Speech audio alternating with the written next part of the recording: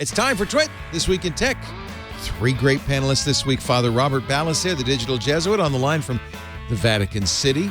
From back east, it's our own Lou MM, host of This Week in Enterprise Tech. Lou Maresca joins us. And Dan Moren, novelist and Mac expert.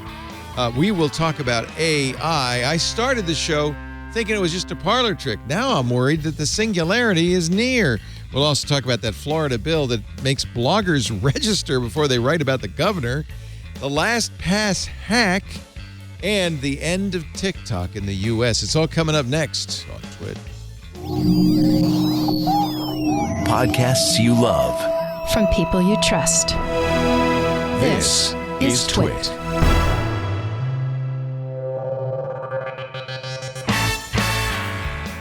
This is Twit, This Week in Tech, episode 917, recorded Sunday, March 5th, 2023. Pwn Not Bone. This Week in Tech is brought to you by Collide.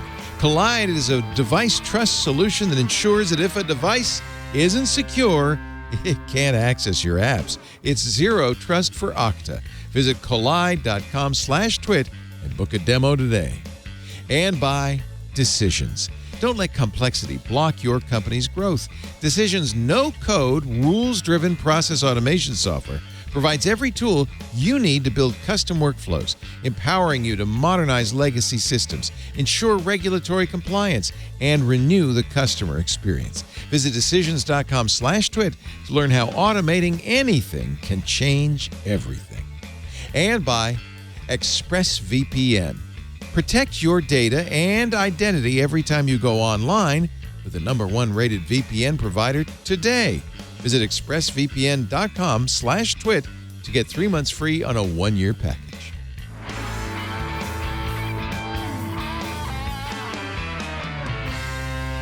It's time for Twit, This Week in Tech, the show where we cover the week's tech news. And joining us this week, Father Robert Ballecer from back in the Vatican, the digital Jesuit. Hello, Robert. Good Great to to be back. Saw the Vaticats before in the pre-show. Yeah, I take care of them. Robert feeds, are they strays? They're wild cats, yeah? They are ferals that just happened to wander into our campus around the start of the pandemic. And at any given time, there's between 5 and 9 of them. 5 of them are really friendly. Yeah, They never left because somebody was feeding them. They're not stupid. 3 worms a day and a place to sleep. That's not going to kill them. I think it's very attractive. Also with it, it's great to have you, Father Robert. Thanks for joining us. Also here from Father Robert's old show, This Week in Enterprise Tech, Twiat. It's Lou Maresca, Lou MM, Principal Engineering Manager at Microsoft. Hi, Lou.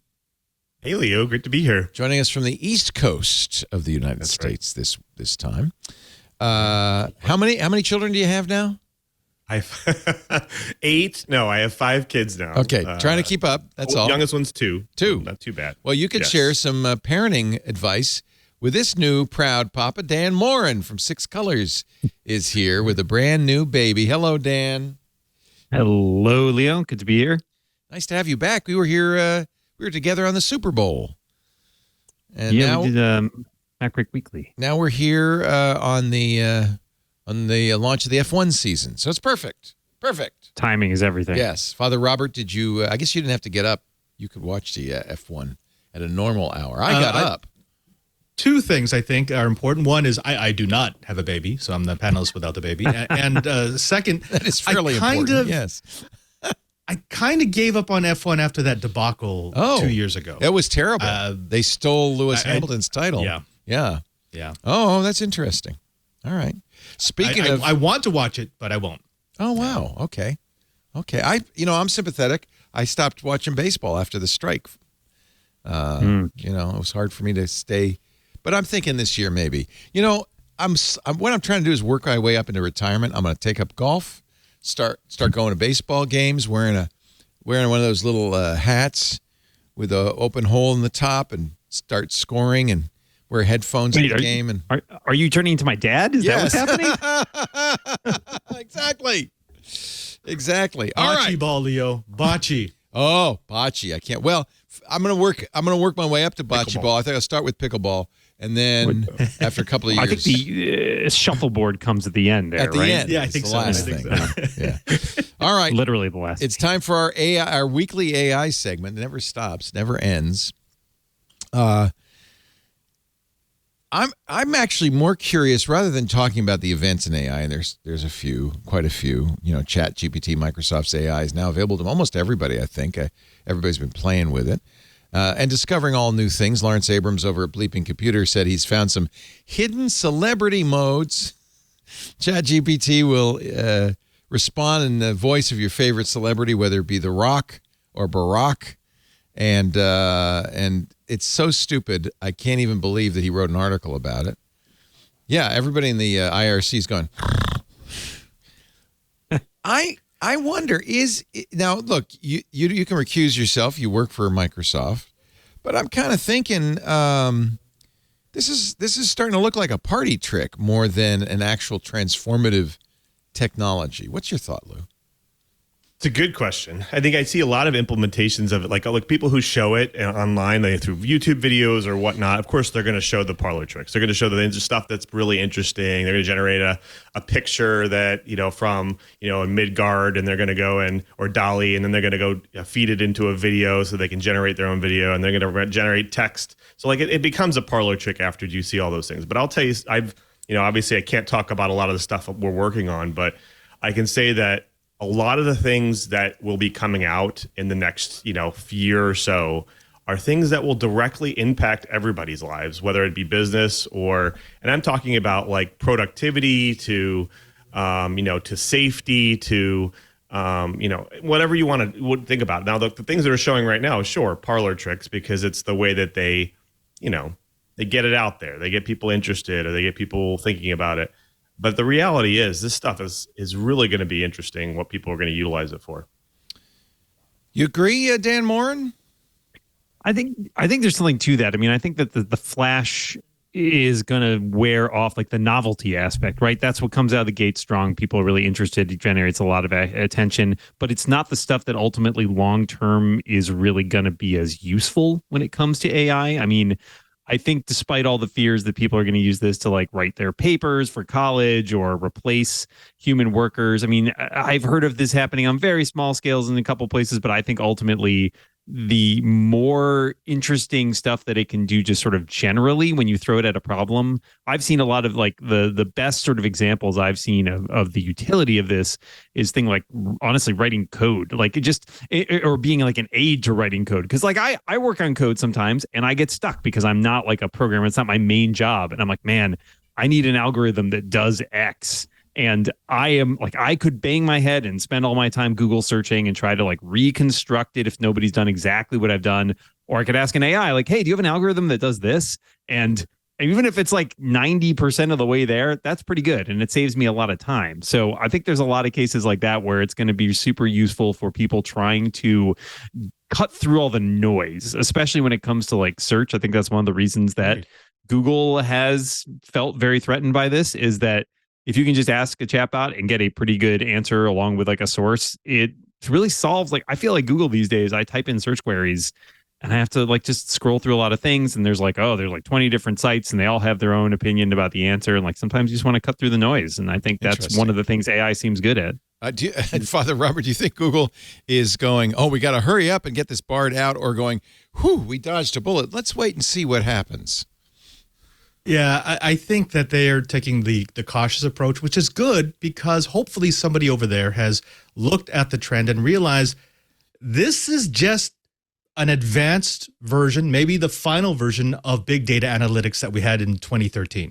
In 2013, data analytics came out, and it was this idea of taking these huge data sets and building the tools to do predictive analysis based on the correlation between those data sets. That's essentially what today's AI does. It just uses these enormous data sets to be able to predict what human speech would be like, or what the next bit of code should be like.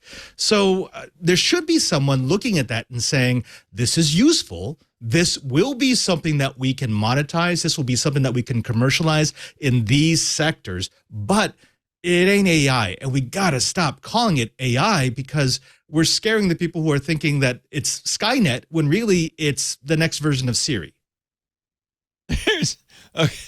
Yeah, I actually think it's kind of more like autocorrect in your iPhones. It kind of fundamentally is the way it works. And there was a great article we've mentioned before by Stephen Wolfram on his Wolfram Alpha blog, in which he actually explained how these large language model works. And essentially, it is picking the next word, and then it ranks them, and then it mixes it up a little bit, so it gives you a different result each time. But it's really kind of autocorrect on steroids. On the other hand, it does come up with some funny things. Thanks to our chat room for passing this tweet along from Ethan Mollick. Bing, write the first chapter of Genesis as a corporate memo. To all employees from God. CEO, subject, Creation Project Status Report. Dear team, I'm pleased to share with you the progress of our creation project for the past week. Here's a summary of what we've accomplished so far. On day one, we initiated the light and darkness differentiation process. We branded the light as day and the night as darkness as night. This was a major milestone for our project, as it established the basic framework for our work environment. And on and on. And I think it's actually a very interesting summary of Genesis in a corporate memo. Therefore, I hereby declare that tomorrow will be day 7 of our project cycle. It will be a day of rest for all of us. So, congratulations. We've just created artificially intelligent Mad Libs. Yes, and I guess that's my point. It's essentially it's Mad Libs, isn't it? It's smart Mad Libs based on a very large corpus of information, the internet as a whole, but it's not much more than Mad Libs, and it's certainly not intelligence. It's not thinking. It's for sure not sentient, as Blake Lemoine thought it was. Right. Thanks to Matt Ryder in our Discord, who asked ChatGPT to write Leo Laporte a podcast about the latest news in AI. How AI is changing the world from ChatGPT to Meta. In this episode, Leo Laporte shares some of the recent developments and trends in artificial intelligence that are shaping our future. He talks to experts and researchers about the hype and controversy surrounding ChatGPT, an AI system that can generate realistic text. Well, that's a really telling phrase. A realistic text on almost any topic. How is ChatGPT being used for good and evil? What are the ethical and social implications of such a powerful technology? This really steals the punchline from the, wait, did an AI write this? No, wait, it did. Dang it. It's not even a good joke anymore. Did you watch? So last Sunday, this came to mind because last Sunday, John Oliver on his This Week Tonight, the main segment was AI. And he mocked all the news reporters who are doing exactly that. Reading their piece and then saying, and by the way, this was written by ChatGPT. Ha ha. I did not do that. You notice, Dan. I did. I flipped. Well, I mean, the joke is on them. I mean, everyone fell for that because we are expecting them not to have good copy. We know that what we get on social media and on the news is bad copy. Yeah, it's exactly what we expected from local news. But I was, and Lisa will testify because we were watching this together, and I was kind of yelling at the TV because he made some fundamental errors. One was confusing algorithms with AI. Lou, you probably know more than anything as a programmer. They're two different things, aren't they? I mean, you got to use linear math and particular algorithms and formulas within that to be able to produce the models and train the models that you're actually using. So yeah, you write a program. It's not a fundamental algorithm, right? You write a program algorithmically to create these models, but what the computer is doing once it's running is not algorithmic, or is it? I've stumped him. Let's ask ChatGPT. in the sense that it's math, it's algorithmic. Yeah. Right. But what we think of when we hear algorithmic is we think of the one that Google is using to rank search or Twitter's using to remove trollish content. Or even as a coder. That's much more linear. Even as a coder, I think, linear algebra, that's algorithms, Dijkstra's pathfinding algorithm. 2 + 2 algorithmic, if then else algorithmic. I think of AI as something kind of beyond algorithms in this, and this is another thing John Oliver brought up. Oh my God, people don't know why the AI does what it does, right? It's a black box, isn't it?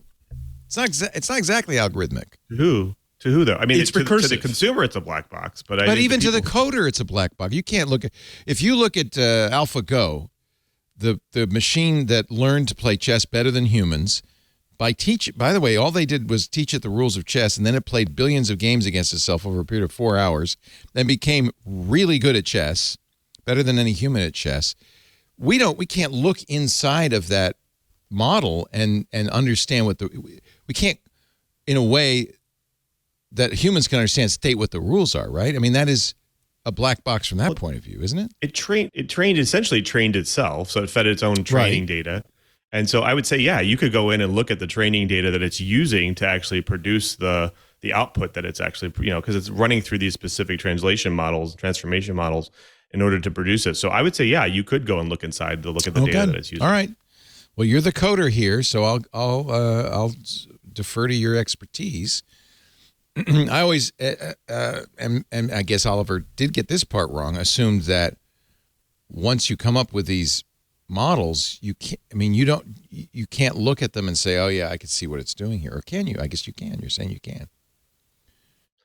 I mean, you can in real time, but you can in as it builds it out, you can look inside and look at, because all of these things are, I mean, again, you said it's algorithmic. Yeah. I mean, it's machine learning in general is these large deep learning models that are algorithmic in nature. And so they are definitive. They're not redefining themselves as they move along. They're the same. It's unless somebody goes and redefine the model for themselves. They're deterministic. Right. Deterministic. Correct. Yeah. Although, in order to produce different results every time, they add a little fuzzing, right? They add little probabilities to it. Right. But yeah, okay. Have you done some of this coding, this large language model stuff? For me, yeah. I think the interesting thing that that's happening at Microsoft is it's like probably the most fun I've had in a long time, and it's because it's a complete culture shift. It's people, a lot of the experts in the company who know a lot about this stuff, who've done it for years in research, and they're teaching everybody else who might not be a data scientist or computer, that really understands this stuff deeply. And so I'm going through trainings, and I feel like I'm taking classes, and so it's actually really exciting, even for somebody who hasn't done that stuff before. And I've learned a lot, like in a very short time. So now, you are our expert. You are our AI. Congratulations. I should have said anything now. You're our AI expert. Enough to be dangerous. But I mean, Lou, this is right up Dynamics alley, right? I mean, if you're talking about a feature set that would be beneficial to a product, Dynamics is one of those where it would be great. It does exactly what you would expect a CRM to do. Yes? Oh yeah. I mean, I could see lots of applications applied to CRMs, to ERPs, to Power Apps. There's just an endless set of features that can happen, and I can promise you there will be an endless set of features that will come out that will go with those things. Is that what you're working on, Lou? Now is Dynamics? No, I still work in the Office. Still in Office, Microsoft Office. Yep. But I work in the developer side of things, so the extensibility side of things. And there's, again, just like Dan was saying, there's endless opportunities there as well to be able to use these things to help you kind of bridge the gap and have an easier jump start and a lower barrier for you to get in and develop stuff. As a developer. And of course, Microsoft has said that they're going to include ChatGPT capabilities in Office. And Copilot, which is GitHub's version of this, also a Microsoft product, is aimed at developers. In fact, Copilot has now a brush mode, right? Where I don't understand quite how it works. Is like a paintbrush mode? Is that how it works? I don't know. I actually don't know that feature. Okay. You know more than me on that one. Yeah. They announced it. I read it. I didn't understand it. So there's so many coming out. Like it's just hard to keep track of them. But the idea was in using Copilot is, you'd start writing some login code, and much like Clippy, it could finish it for you. It would not be prudent, although people paste stuff in from Stack Overflow all the time, but I would think it would not be prudent to just accept it and say, fine, and move on. Even if it compiles, it's not necessarily correct. This is one thing we're learning about these big language models, is they're not tuned for correctness. They make stuff up. I mean, make stuff up. I think hallucinations.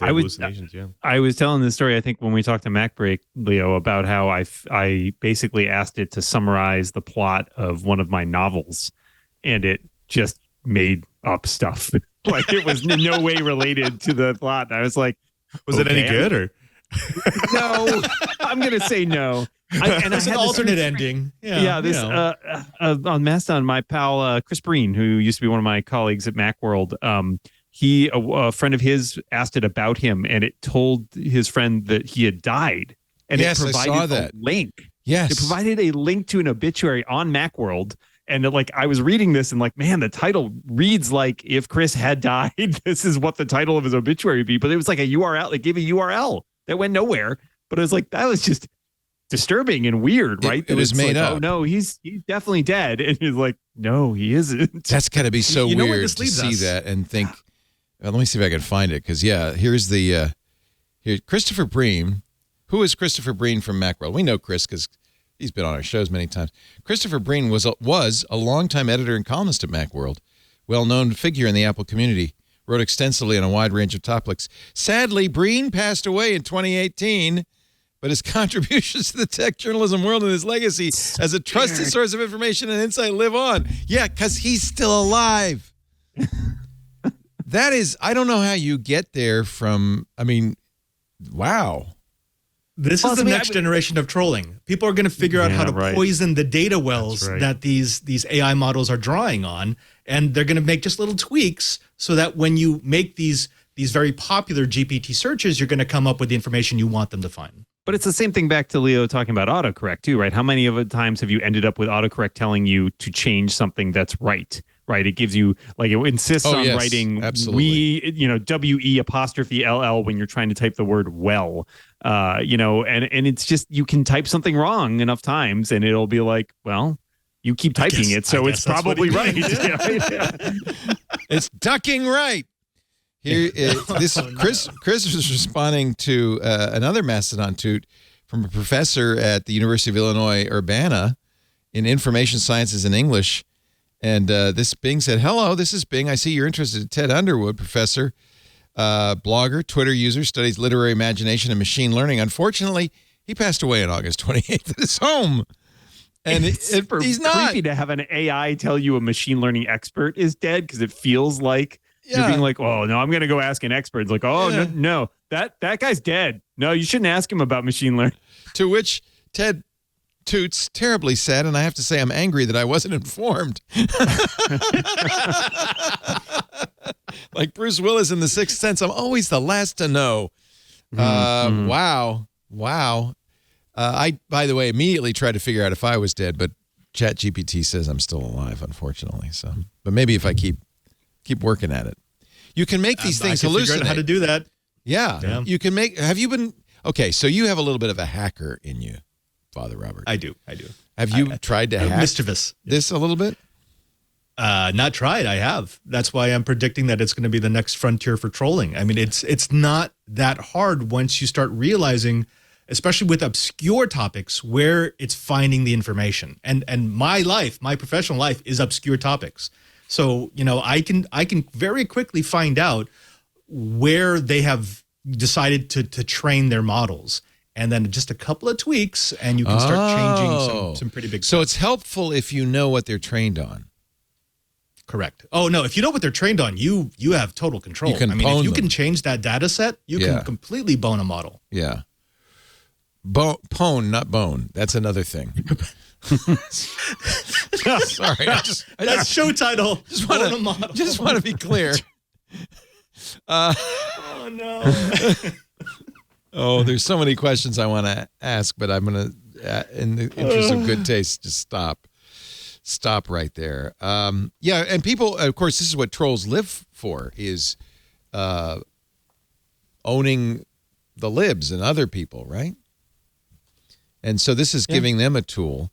There's a lot of schools worried about students using it. We had the story last week of the science fiction magazine, Clark's World, that had to stop accepting open submissions because so many people were trying to get in their magazine with science fiction stories written by ChatGPT. Yeah. Let me say, as a science fiction author, that's not like a route to a lot of money. Let's just be clear. This is not a lucrative business. You might want to recalibrate your expectations a bit. So, yeah. The editor said the reason this happened was because a lot of people want to get published, maybe not make money in it. Right. But they do pay well. Clark's World is one of the few venues left that actually pays like a pretty good rate. Yeah. So like there is an option, but it is, the flooding it is really going to cause some problems. And it's going to cause problems for a lot of people who want to like legitimately try to get their foot in the door, and they cannot sift through that many submissions, right? That's the problem. They now have to go through an extra step of like trying to figure out like, okay, is this written by an AI or is this legitimate? So how hard is DEF it? CON has sci-fi every year, and I guarantee you there's going to be more than a few ChatGPT generated stories in there. We one of the people who moderates my our forums said that one of our users is starting to put posts in there that are auto-generated by ChatGPT. Is there? How can you tell? Is there an easy, Lou? Is there some way to tell that something is AI written versus human written? I don't think so. I mean, just at its face value, absolutely not. I mean, that's why I'm actually worried that phishing emails are going to get better, because you're not going to really know that it's ever generated. I don't think there's a way for service to really sometimes know the difference between a real thing and not. There was a tool going around, but people were saying it's not right more than coin flip basically. Yeah, I mean, so GPT-0 is it's not. It's from Princeton. I don't think it's that great of a service yet. Yeah. You can ask, and I've seen people do this. ChatGPT, did you write this? But you can't trust the answer. That's right. Right? Yeah, I wrote it. This has actually been one of my projects, because I've been working with Jesuits who work in universities, and one Jesuit in particular has asked me, a lot of his work is reading submissions from his students, and he was panicked because when he heard about this tool, he's like, is there a good way for me to figure out if something is written by ChatGPT? And about 3 weeks into the semester, he wrote me, he said, never mind, it's super easy. If suddenly I can understand what they're writing, it's not them. If it's coherent, the commas are in the right place. Exactly.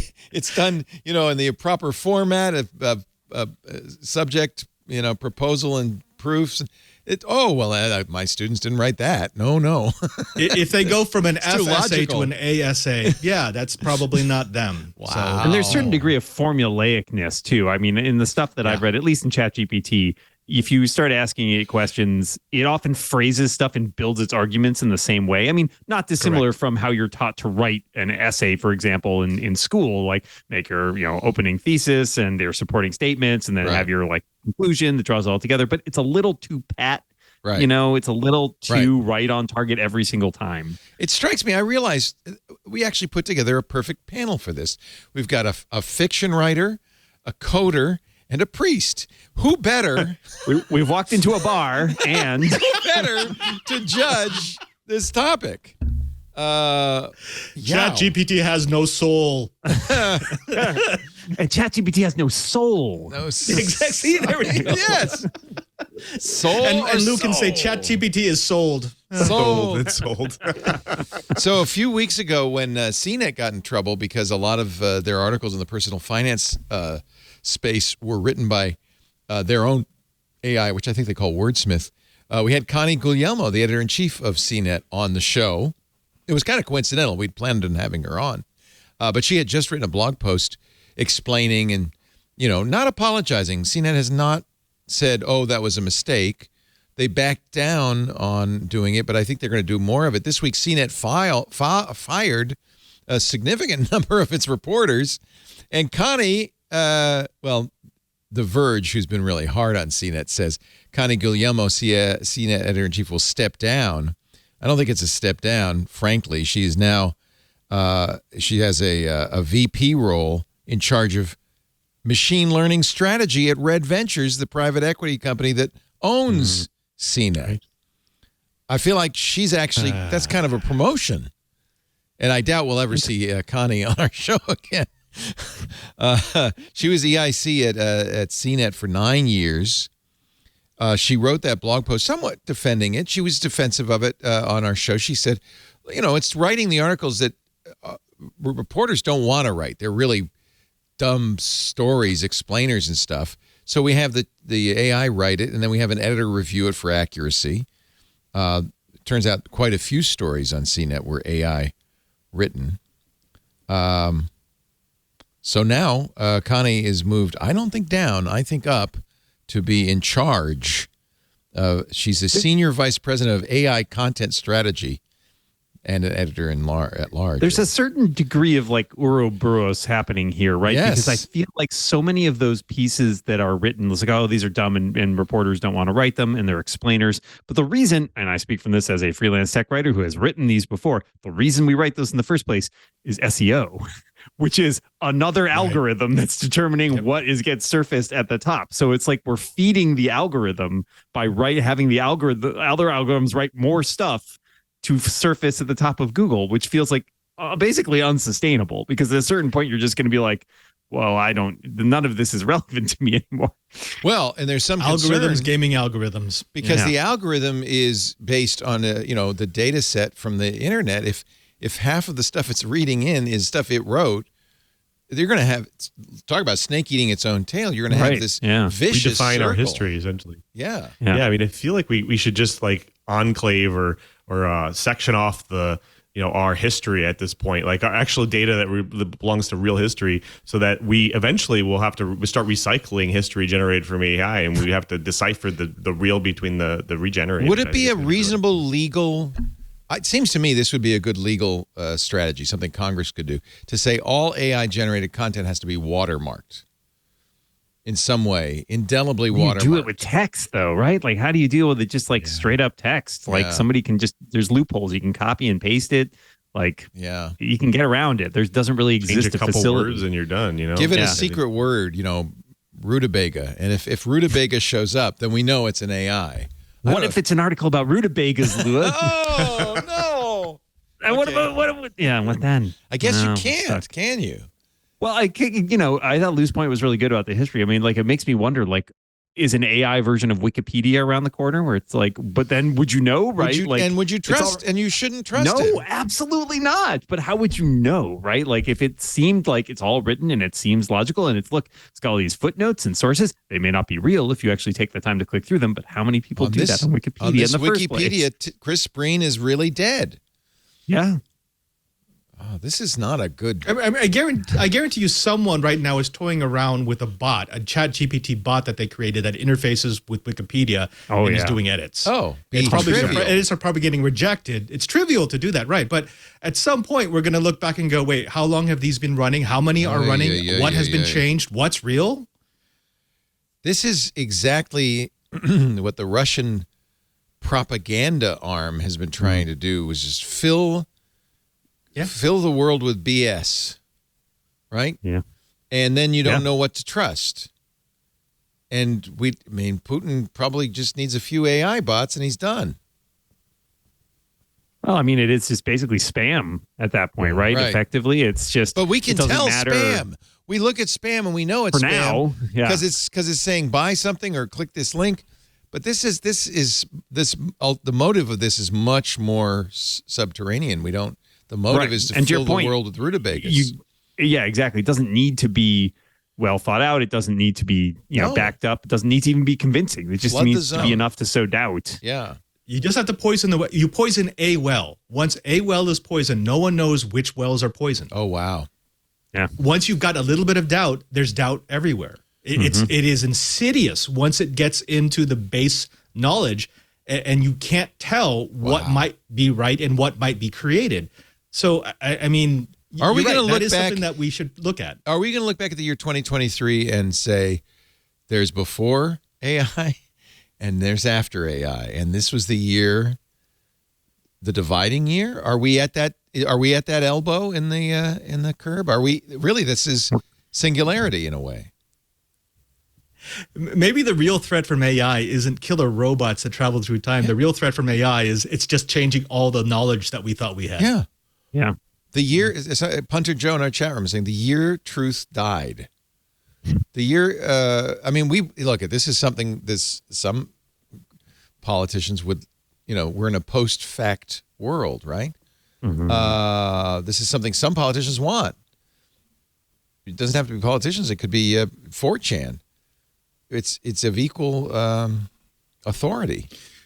None. Dry Heat in the chat room is asking if we're techno panicking, and I don't think we are, because now I feel like we're not. I was saying this is all a parlor trick. Now I'm terrified. Well, no, it's still a parlor trick, but it's a terrible parlor trick because generationally, our knowledge base changes every decade or so. Right. When you have a new generation and that's all they've ever known, then they just assume that that's going to be true. That's human nature. In 100 years, it's all new people, as Annie Lamott said. And in 100 years, there'll be nobody, none of us to be around to say, oh, yeah, there used to be, you could read Wikipedia and you would know it was accurate because humans were working on it. You could bet yourself that you're going to start seeing emerging technologies that will start to verify, like DaVinci Instruct. Like these are new technologies that will start to determine how correct things are, reduce the amount of hallucination, like, and be able to let users, and people like verify that things are not correct or correct enough. So I think enough people are scared, enough people are worried. And again, the parlor tricks are also kind of driving this a little bit, which is like, making sure things are correct. And so that's why, using AI more responsibly, like around very specific tasks, where you can guarantee that the output that you're going to get is going to really, like, for instance, I'm going to design a new slideshow or a new video, and I'm going to use some of the designs that the AI gives me or something like that. Like those are things that you can do that you have to worry about fact checking, but telling it how much of a medicine I need to take or what medicines I should be taking, that kind of thing. I'm not sure you should be trusting that right now. Like, I think you should be going to a doctor, obviously, right? Well, it's the open-endedness of some of the tools, right? I think that's what it comes down to, especially with the art and ChatGPT and stuff like that, like where it's like, you can ask it anything, or you can ask it to make anything, right? That's the kind of stuff where I think it gets a lot riskier than like an AI-based tool that's built into another piece of software that's going to help you do something, a particular task, and is therefore sort of has guardrails and is kind of specified to like, we want to do this thing. But the fact that in order to get to that point, we have to invent these like sort of technologies that are so wide open that it's like it can do whatever you ask it to do. It's really, the other part of that is you can't put the genie back in the bottle, right? I mean, it's out, it's here, it's a thing that people are using, and at that point, the question is, how do you sort of deal with it, or at least build up structures around it, whether it's technological or just sort of cultural, to be able to know that it's there and sort of understand it. Werner Vinge. You'll start. Sorry. For whose name you will know. Yeah, Werner Vinge, right? Or is it Vinge? Vinge. Science fiction author. Said, within 30 years, we will have the technological means to create superhuman intelligence shortly after the human era will be ended. Do you want to guess when he said that? Exactly 30 years ago. 1993. Okay. 1993. Maybe he was right.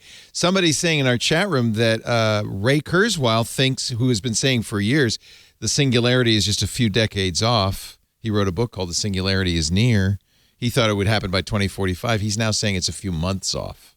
Maybe we should explain what the singularity is. What is the singularity? Who wants to? Robert, you probably can give us a good definition of that.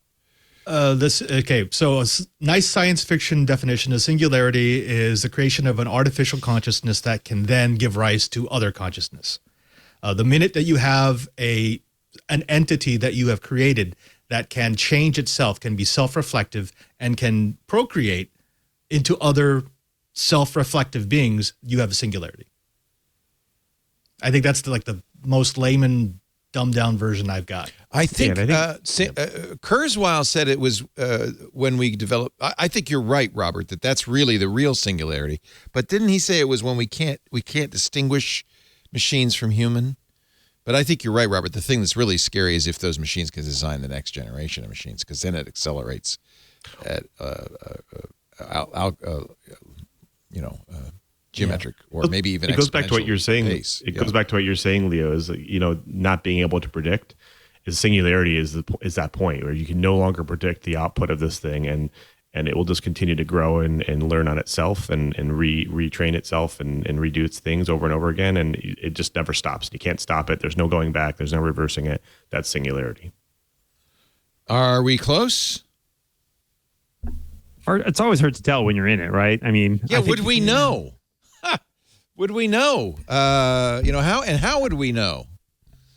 Man, this is giving me a great idea for a science fiction story about the singularity taking over and then solving climate change for itself. Yeah. Oh, maybe this can forestall the other apocalypse. Yeah.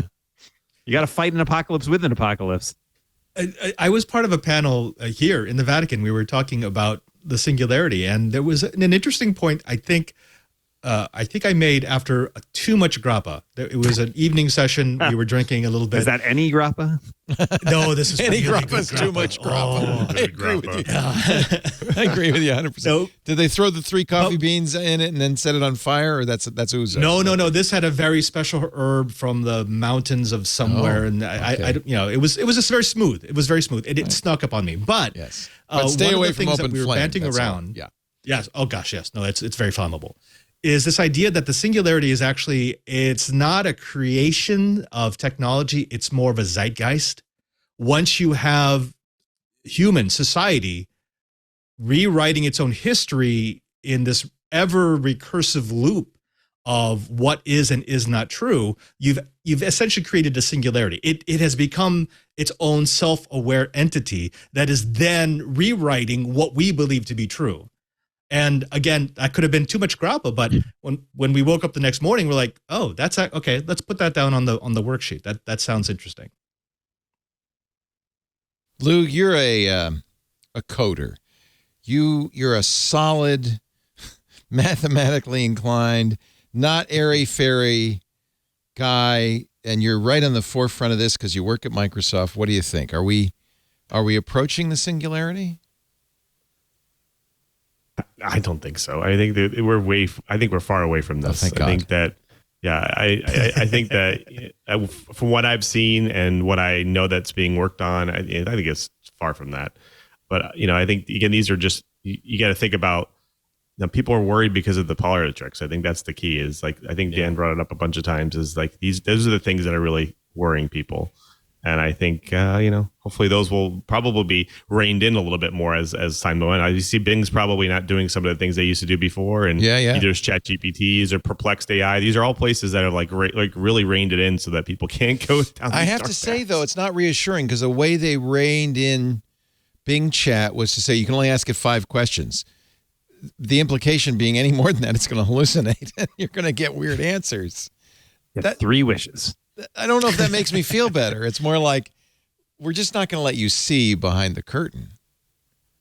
We won't let you push that there's hard. refinement happening too, right? I mean, I feel like that's a good stopgap for trying to figure out like, okay, well, how do we improve the models so that we don't see this performance in the future? And for the moment, we're going to limit it so they can do that. But I agree, Lou. I don't think it's necessarily imminent. I think that the I don't know, perhaps misplaced. I have a lot of faith in humanity, and I think that there's a lot of stuff that, again, people seize on the sort of the flashy, the obvious parts of that. I think there's a lot of other stuff that's similar, that is more worrying in some ways too. I mean, I think about like the rise of deep fakes, the fact that you can fake a lot of video, like the fact that technology has really allowed us to do all this stuff.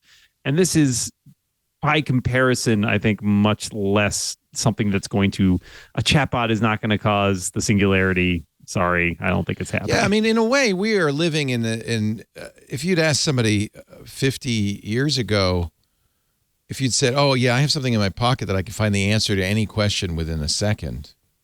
Right. That would be pretty amazing. And maybe would be, from them, spooky and potentially dangerous. Now, if you say, and you'll never know if the answer is right, that's really getting that's a little more scary. Monkey's paw situation. Yeah, be careful what you wish for. All right, let's take a little break. I came into this show, really believing it was a parlor trick. It's nothing big, no big deal. Lou, you started me on down this road of maybe it is. Now I'm scared. I'm worried. Thanks, Lou. Yeah. Done our job. We got to send somebody back in time to kill the machines before they get this point. Lou Maresca is here. Lou MM, we love him, from Twyet. He's our host, principal engineering manager at Microsoft, developer par excellence. And you could tell just by the number of screens behind him. That's the gimmick. You don't see what's in front of me. That's there's 4 right here too. Is that your PC with all the lights and the fans and the LEDs? So yeah, this is basically my VM machine. It doesn't do anything else but run VMs. The actual machine is in my office upstairs. That's the machine. Yeah, that's the 32 core big the big GTX machine. Yeah, that's pretty high. That's pretty high end. When you say, "Yeah, I have a machine that just runs VMs." That's all it does. That's all it does. Yeah. Kyle Reese is you're the first one Kyle Reese is going to hit. Also with us from the Vatican, Father Robert Ballecer, the Digital Jesuits. Great to see you, Robert. Sorry that you're back in Italy, but I'm on my way over. I'll be there in a month. Yeah, absolutely. Yeah. I also have a machine back here, but it runs on water wheels and hamsters. So, it's amazing. Holy water a little bit. Amazing what you can do with water wheels. And science fiction author, novelist Dan Moren. He is also a podcaster and a columnist at Macworld and Six Colors.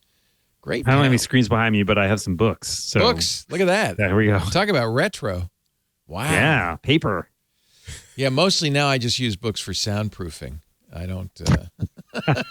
I got a stack over here. I could probably build myself a nice little cave.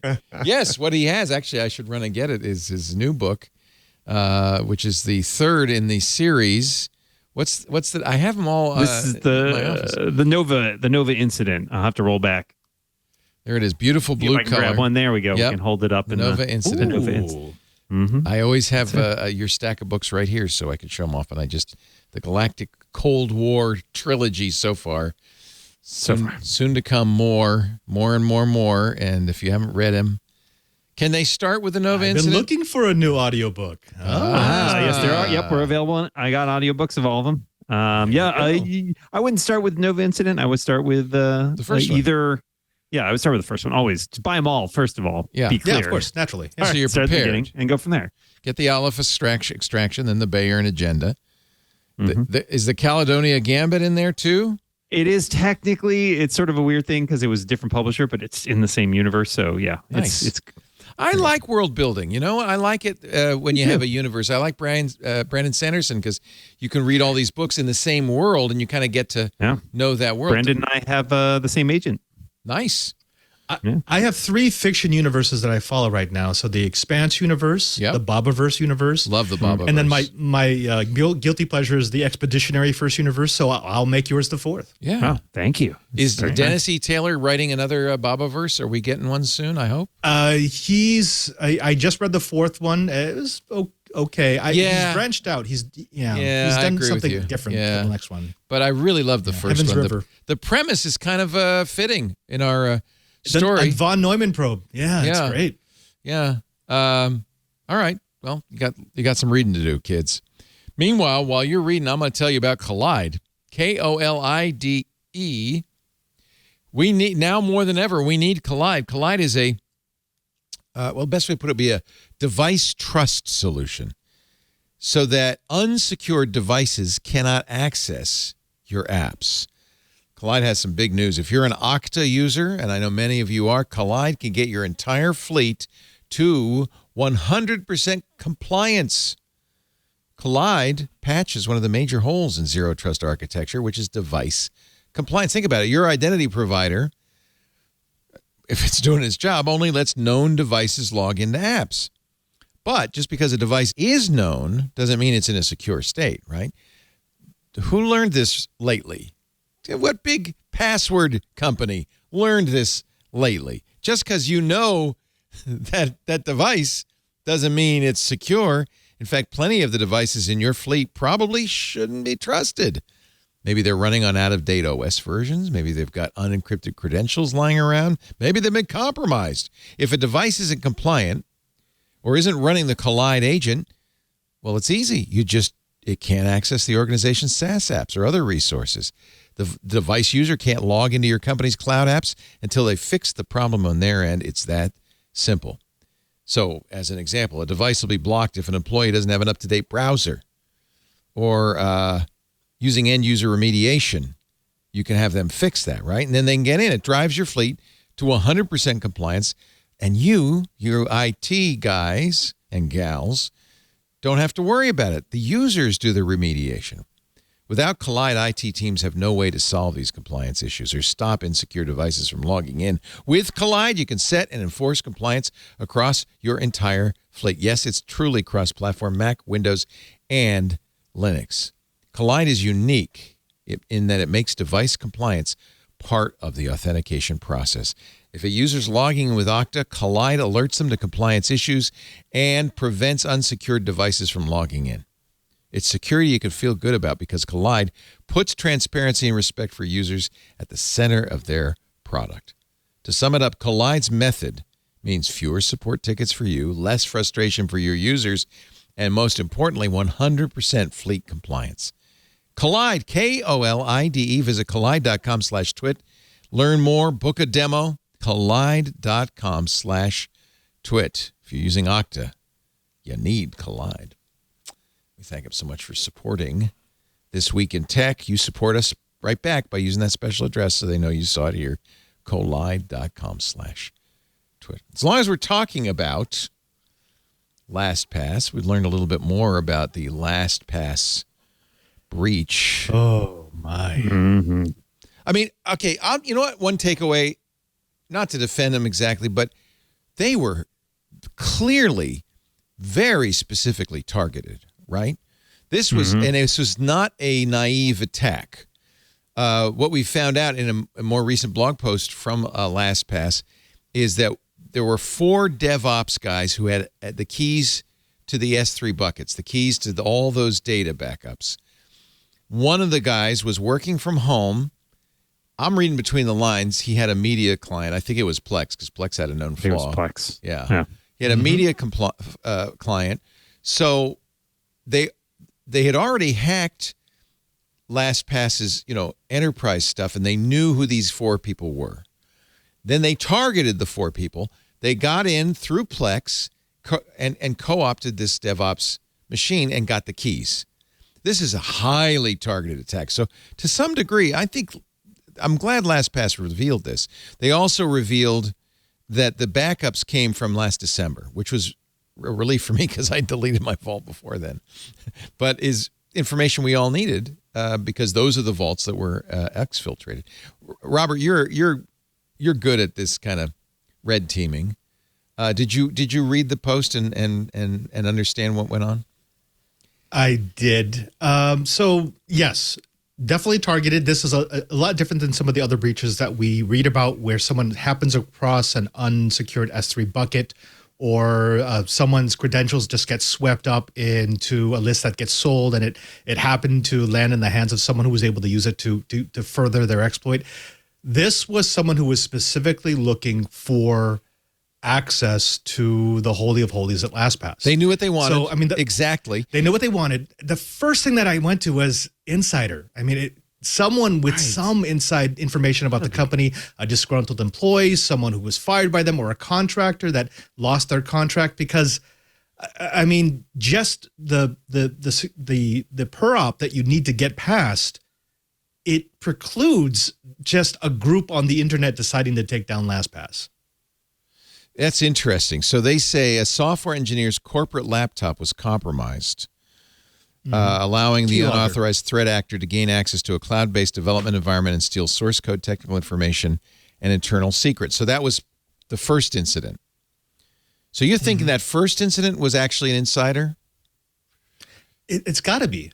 I mean, on either it's an inside information type deal, or someone got extremely lucky. Someone just spearphished the heck out of that company. And if they had, I think LastPass would have told us there was an attempt to spearphish the company back in so-and-so, and one of them was successful. That's not what they wrote. No, this is all passive voice. It was compromised, but we don't know exactly how. But that first compromise, which I think happened in June or July, was then what allowed the second compromise, because once they had that information, the threat actor targeted a senior DevOps engineer exploiting a vulnerable third-party program, I think Plex, leveraged the threat actor leveraged the vulnerability to deliver malware onto that DevOps engineer's laptop, bypassing existing controls, and then ultimately gaining unauthorized access to the S3 buckets. Yeah. That's too many levels for to be a random red attack. Yeah. I mean, you would see so much attack traffic Right, and they would have hitting that learned network. early on. Yeah, they would have learned. Yeah. So in a way, that's bad news because it means they were actively going after the vaults. It wasn't that they stumbled upon the vaults and, oh, they have this. Now what do we do? Right. You only go after the vaults if you're prepared to do what's next to compromise them. So it was someone who had intimate knowledge of the inner workings of LastPass. It had someone who had inner knowledge of their code base. I mean, honestly, and that's proprietary. So if I were LastPass, I'd be looking down, who did we fire in the last 2 years? They got DevOps secrets, restricted secrets that were used to gain access to the cloud-based backup storage. They got cloud-based information and configuration data, API secrets, third-party integration secrets, customer metadata, backups of all customer vault data. That's the phrase we were waiting to hear. They kind of danced around it in their last blog post. They got it all. They got all customer vault data. All sensitive vault data other than URLs, file paths to installed LastPass Windows or macOS software, and certain use cases involving email addresses were encrypted using zero knowledge and can only be decrypted with a unique encryption key. But we know, people don't use strong master passwords because they need to remember them. And we also know that the key derivative function LastPass used was often set to a far too low number for modern attack vectors. Now, there's a bellwether here, Leo. If we start to see a lot of random incursions on millions of accounts, then it's possible that this was someone who maybe they had some insider information, but they really intended to sell this information. If we don't see that, and instead this just really is the death knell for LastPass, that's a pretty good indicator of what the intent of the attack was. It was an attack so that I can sell information, or was it an attack to kill the company? Interesting. I hadn't even thought of that. Yeah, because as far as we know, there was only one case with somebody who's suing LastPass saying their crypto keys were stolen. And you know how it is with crypto. There's so many other ways that could happen. We haven't seen any, as far as I know, nobody's said, oh, yeah, they must have gotten my vault because I've been attacked. Mm-hmm. So maybe that lends credence to your second scenario that it wasn't about getting the vault. It was about putting LastPass out of business. Destroying trust in the company. Yeah, exactly. Holy cow. A competitor? I mean, when you look at who the competitors are out there, Bitwarden? No. I don't see one password taken. One password took him down. Kind of hard to imagine. No. But it would have to be somebody who had a business. If it's that, boy, that's an interesting thesis. But you're right. We have not seen any evidence that those passwords are being used. Never underestimate the ego of a hacker who has been shunned or embarrassed. What they will go to. So it doesn't have to be a competitor. It could be a disgruntled former employee. Really could. Yeah. Holy cow. I didn't do it. I'm going to put that out there right now. No, not involved. I know a lot of people. Obviously, LastPass was a sponsor for a long time, and I know a lot of people there, including its founder, Joe Segrist, who is not at LastPass and has been there for years. There's some very, very good people there, but that would be tragic if it were somebody who was trying to kill that company. Because LastPass was a sponsor for so long, so many of our listeners and our LastPass customers, we still use LastPass Enterprise here at Twit. We're trying to move off to Bitwarden, but it's a non-trivial process. Bitwarden's a sponsor now. Boy, wow. But I mean, isn't this a death knell? If you are a company and the one thing you do is this, and it's gone now, how do you recover from that? Yeah. Right. Once your data's gone, it's gone. Yeah. And people need to be able to trust you again. Right? Yeah. You need to change the narrative to be able to people to trust you again. And I don't think that's possible for them. Yeah. I don't wish any ill to LastPass. And now I've been a little scathing about their practices, but now that we know more details, this could happen to anybody.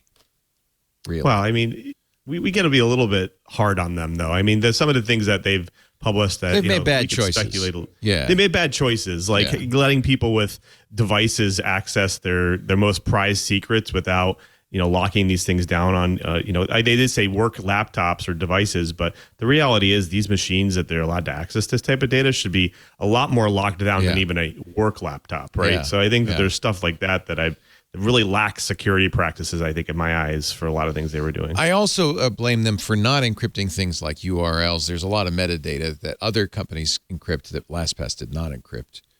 But, they were following best practices with the password vault, as far as we know. Wow. Okay, you just gave us something to think about there, Robert. Very interesting. I think you might be right. Now that we know a little more about what happened, I think you might be right. You'll be glad to know that if you're a Xbox fan, that Microsoft is set to win approval from the EU on their merger with Activision. Now, they still have to get it through the U.S. regulatory body. In fact, the FTC has sued them, and I think it's August before we'll see an administrative judge weigh in on this. But according to Reuters, Microsoft is expected to secure EU trust approval for its acquisition of Activision. And the reason is Microsoft offered a licensing deal to rivals. This, honestly, let's face it. Let's be honest. This was Sony complaining about the acquisition, worried that Call of Duty would become an exclusive and no longer be available on the PS5. Microsoft did everything they could to reassure Sony, but Sony really went for the jugular. So Microsoft is apparently, I would bet, making licensing deals. They already offered it to Sony. They offered them to Nintendo. In addition to a licensing deal for rivals, Microsoft, Reuters says, may also have to offer other behavioral remedies to allay concerns of other parties in Sony. Their sources said such remedies typically refer to the future conduct of the merged company. Is it just exclusives? I think it's just exclusives that Sony's worried about. Well, okay. The best part about this story is not just that this approval is going to go through. It's the fact that the EU Commission has now turned around and asked Sony if they could provide some information about their exclusivity. Horrible about exclusives, right? Yeah. Far worse than Microsoft. Yeah, they have like 17 gaming studios under their wing at this point for exclusivity on PlayStation. But it's also one of those tricky where, it's essentially a two-company market, right? I mean, I'm going to set Nintendo aside here for a moment because Nintendo is great, but is kind of their own thing, and people buying a console are not comparing a Switch to a PlayStation or an Xbox, really. So you're saying it's really Xbox versus PS5 or PS and PlayStation, and that's really in the high-end console market, absolutely. Because Microsoft, it is said, wanted Activision not so much for that, but for mobile, that they wanted to get into mobile gaming. And if you include that, then you've got Tencent, you've got a bunch of other companies. Microsoft is only they, by their calculations, this would only make them the third largest gaming company in the world. Okay, interesting. Well, we'll see. We'll see what the U.S. does. Are we rooting for this merger or not? I am. Yeah. I mean, at this point, just because Sony has pissed me off so much, I know. I really wanted to go through. No love lost for Sony. I agree with you on that. I feel like I'm generally just against most of the consolidation in all of these industries. And so from a principle standpoint, I feel like these companies just keep getting so big. And I feel like despite the behavioral remedies and the stuff, I promise that you're going to do this down the road, those things always end up getting broken. Like that's just, I feel like in a lot of those cases, they just get ignored for like 5 years, 10 years, maybe they'll be like, yeah, it's fine. And then they move on to something else. But if you look at what Microsoft did with Minecraft, I mean, they were a good steward. They are a good steward of Minecraft. It was a very good stewardship. Yeah. And I mean, Bungie 2 or 343 when they took over Halo and all that stuff. I mean, that's sort of a weird situation too. But I mean, there's a lot of stuff. Didn't they just buy Bethesda too? wasn't that? Yep. Oh, yeah. Yep. Yeah, I mean, like there's a lot of high-end gaming studios as well that were like previously. I'm kind of with you. I'm producing all against this. consolidation, but maybe it's the case that gaming requires so much capital nowadays and takes so long that you have to be a big. Yeah. You don't see small indie, certainly not AAA titles from small indie companies anymore, right? Or maybe You need a movie studio. AAA studios. It's like a AAA movie titles studio. Are movies. Yeah. Yeah. Yeah. One would hope, at least, if nothing else, Microsoft could do better by the employees. I feel like that's the place where a lot of these game companies are really running afoul and should be looked into. Is the amount of the use of crunch, all this stuff where it's just they work these people to the bone, and they have really many of them really awful environments, really toxic workplaces. And I'd like to see, Microsoft, if they are going to end up acquiring Activision, make a more proactive. Well, move Activision towards was the worst, wasn't it? Yeah, Activision has. Really You're basically going to have bad. to turn Activision upside down and dump them Shake out it, yeah, to fix that.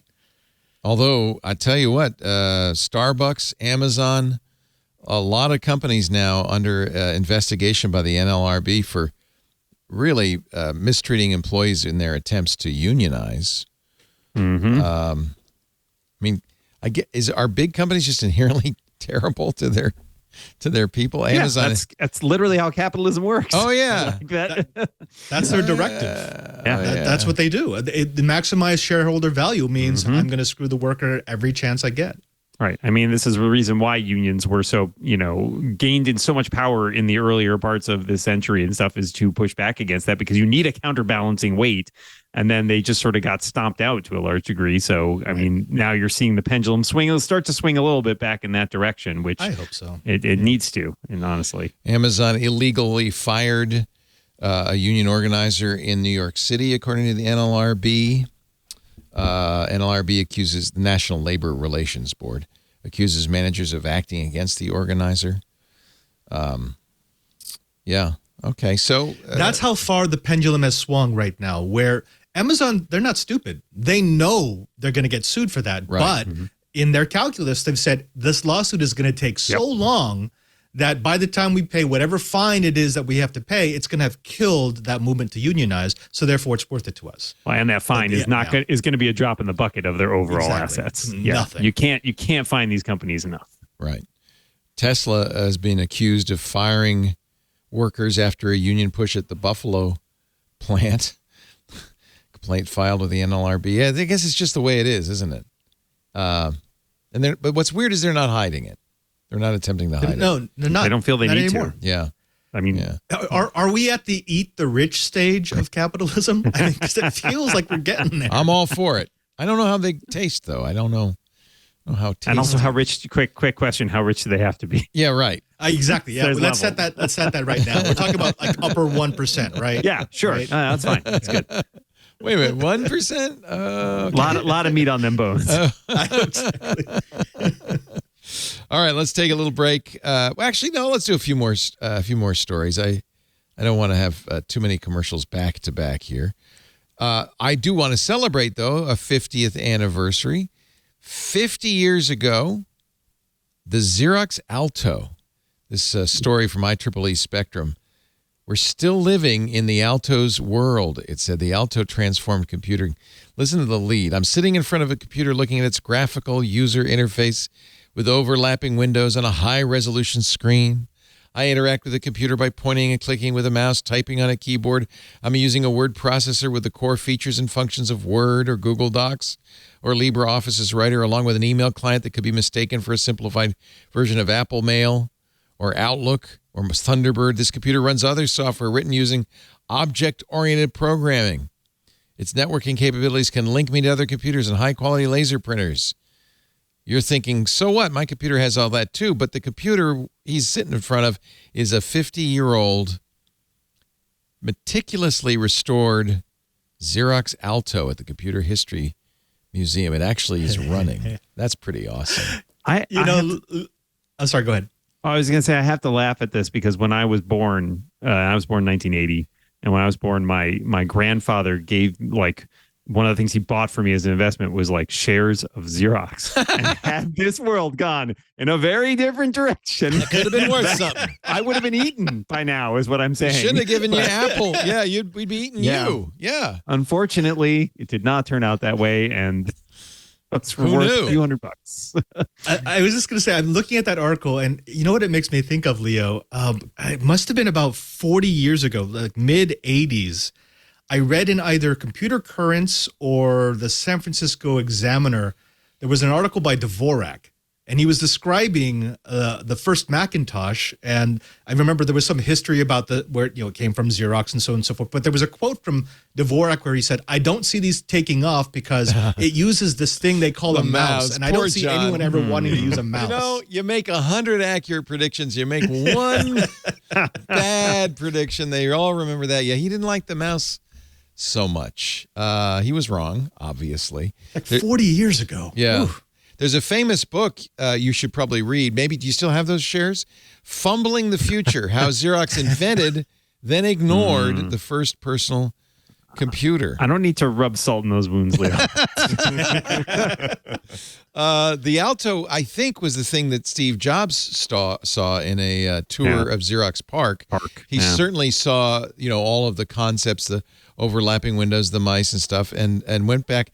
He actually, it's according to folklore.org, which is Andy Hertzfeld's wonderful site about the early days of Apple, Steve misinterpreted something he saw. He thought he saw overlapping windows, and he went back to the Macintosh team, or I guess it was the Lisa team at the time, and said, "They can do it. We should be doing this."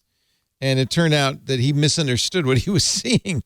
In fact, they weren't doing it. But weirdly enough, the amazing, talented team, Andy Hertzfeld, Bill Atkinson, did create overlapping windows, even though Xerox didn't do it at the time. They did tiled windows. Mm-hmm. So sometimes misinterpreting the future is maybe even better. Wasn't it just like a glitch, like a screen redraw? Didn't completely clear the screen or something? Yeah, he came away with a completely wrong idea. So if you enjoy your GUI and your mouse and your laser printers, God, I remember WYSIWYG editor. Your WYSIWYG editor. You remember when the first laser writers came out from Apple? I think there were thousands of dollars. They were very expensive. Those font cartridges. That's where the money was. Those were really.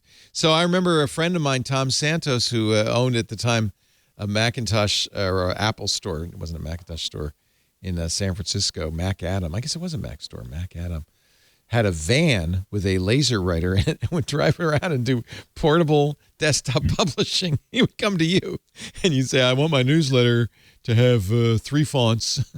He could do it all. What was the speed on Apple Talk? The Apple Talk? I don't know. It was very slow. Yeah. Yeah. It was. I think the thing that's interesting is that Apple was doing something that wasn't in the mainstream of computing at the time. And so as a result, a lot of the things Apple were doing, it wasn't so much like this is the future. It was like this is like the Amiga. This is over in a corner somewhere. Because the PC came out, that was mainstream computing. But I think over time, Apple has kind of shifted the Overton window. Yeah. Well, hugely influential. Obviously, you look at Windows 95 and hard to say that the cues were not taken for the Macintosh, but these things always inform each other, right? Like they go back and forth. Yeah. Everybody sort of learns from what everybody else is doing, and they drive the state. Today, if you look at the stuff today, despite, I'm a Mac user, I've been a Mac user for 35 years. I've used Windows. I've supported Windows in my previous career as an IT guy. When you get down to it, the details between the two are pretty small in terms of I could go use a Windows computer. I'm not going to have a problem with it. Like these days, the lingua franca is all pretty universal, and it's just the implementation details. I think that's absolutely It's not true. a religion. It really isn't. Yeah. By the way, P. Holder in the Discord has told me that the speed of Apple Talk was 230.4 kilobits, which is actually a lot faster than I thought it was. I thought it was is faster. Yeah, down in the 60 or so, but all right. But you could trust P. Holder. He knows his stuff. He knows his stuff. A lot of people thought that Jobs stole what he saw at Park and made the Macintosh or the Lisa happen. But I think it's now understood that they licensed it, right? It was okay. They didn't steal it. But they had some good ideas, and thank goodness, because Xerox never did capitalize on the Alto. But here we are 50 years later on the 50th anniversary of the machine that changed everything. Aren't you glad we're not still sitting at a green screen with a blinking cursor on the command line? I don't know. It had a charm. I kind of do it sometimes. I still work in terminal. Yeah. Oh, I love Emacs, so I'm the wrong guy to ask. Yeah, but we're Mary Jo Foley writes all her articles in Notepad. We're very retro people. We're very retro, you know. All right, now we'll take that break that I was promising you. No need to fear. We have more to come in just a little bit with our wonderful panel. Lou M.M. from This Week in Enterprise Tech is here in studio with his VM machine. You didn't have to make a VM machine glow or anything. You know, it could have just been a box. You got to have it glow. All right, okay. Dan Moren, science fiction author, also here. And from the Vatican, Father Robert Ballecer, digital Jesuit. What is that? This is a Nabis tag, which is a company that's long gone out of business, but it's the year of the rabbit, so I'm repurposing it. The ears would move like it's in some informational way, or they would dance, or so you could link your Nabis tag to the Nabis tag of a significant other, and like when you move the ear on yours, it moves the ear on that one. Who's moving the ear on the other one? Is it just... the other one is in Pope Francis's room. Okay, there we go. A little wave, hello. Just saying hi from the Holy Father. Great to have all three of you on the show today. Our show today brought to you by Decisions. Decisions is a software platform, a no-code, low-code platform that's awesome. It gives IT and business experts the tools they need to automate anything in the company within one no-code platform. You can take your business rules and make them into an app. It could fix any business process, prepare you to withstand economic uncertainty. Everybody needs Decisions in their tool belt. Recession around the corner, perhaps. Recession resilience requires, some thought, a deliberate management of resources, and the flexibility to adapt at a moment's notice. The Decisions no-code environment makes it easy for your team to collaborate, to build, and adjust workflows, dynamic forms, and decisioning processes that fit your unique and ever-changing business needs. This is especially important because, the Lou MMs of the world are few and far between. There's a real shortage of IT talent. But Decisions means even the decision makers can create their own software. Decisions, I actually got a tour of this and I was blown away. It's so cool. Decisions process automation software is a complete toolkit. So if you're a developer, you'll love it, but even business users will love it without development experience because they can build applications and automations, and there's no coding required. The no-code platform is so powerful. It includes robust rules and workflow engines, a host of pre-built integrations that connect to any legacy system via their API, so you can actually talk to all the parts of your enterprise. And it's easy to set this up within a simple drag-and-drop visual interface design. Decisions can be deployed in the cloud, but you can also deploy it on-prem. I'll give you an example. You may remember at the beginning of the pandemic, the government said, all right, we're going to fund these PPP loans, right? And it was very quick. It was almost overnight. One of the country's largest private banks was able to jump on this. They built an entire PPP loan application process for small businesses in 2 days. And because they were first to market, this all happened so quick, they issued $1 billion in loans even before the competitors could get started. That's what no code can do for you. Decisions let you customize workflows to automate the small decisions, producing faster results with greater accuracy. Scale your business to better serve your customers, reduce operational costs, save your team valuable time. Another example. One Decisions customer is Otis Elevator. You know Otis. Every time you get in an elevator, you see the words Otis, right? They actually have 2 million elevators. And here's the problem. They're all over the world, and they often have different software systems running each of them. Otis Elevator took Decisions, and they implemented a single code base to do daily pulse checks on every single one of those elevators all over the world, every day. In seconds, by finding potential problems before they occur, That's important in the elevator business. You avoid downtime. You don't have people stuck in your elevators. You can manage your service technicians effectively. It's actually really good news. If you're riding an Otis elevator, you're safe because they are keeping an eye on it, but only because Decisions allowed them to write a tool that could cross all of those platforms all over the world and get those pulse checks in every single day. The durability of your business's foundation will directly impact your performance, your ability to survive. You need to be nimble. You need to be able to make sure your business processes operate accurately. You need to be able to encode what's in your brain, those business rules, and get them out there into software. You need a foundation. You need Decisions. The Decisions automation platform provides a solution to any business challenge, automating anything, changing everything to improve your company's speed to market, to improve your financial growth, your operational success. Just to survive in today's business climate, you need to be smarter than the other guys. Decisions is your tool. They help industry leaders alleviate bottlenecks and automate pain points in their business so you can do what you do best, change the world, make your business sing, while Decisions can run in the background and getting all that busy work done. To learn more about Decisions, no-code automation platform, you scope your free proof of concept, go to decisions.com/twit. DECISIONS, Decisions, like a decision. Make the decision. Go to decisions.com/twit. We thank them so much for their support of This Week in Tech. When I got the demo, I was blown away. It's amazing what they can do. A whole app like that. Drag and drop. Decisions.com/twit. I don't know if this is a story or a press release. Biden's national cybersecurity strategy advocates tech regulation and software liability reform. Yeah, good idea. I mean, is it just an idea or is it going to happen? It was released on Thursday. This is apparently been long awaited. The White House's strategy for improving the security of computer systems. Yeah. According to Cyberscoop, this represents a shift in how Washington approaches cybersecurity, veering from the government's long-standing emphasis on information sharing and collaboration towards a more strictly regulated approach. I guess so. Remember under Obama, it was all about openness and getting the agencies to talk with one another. And I'm not against that. Is it mutually exclusive? Security and information sharing? Yes. Oh, all right.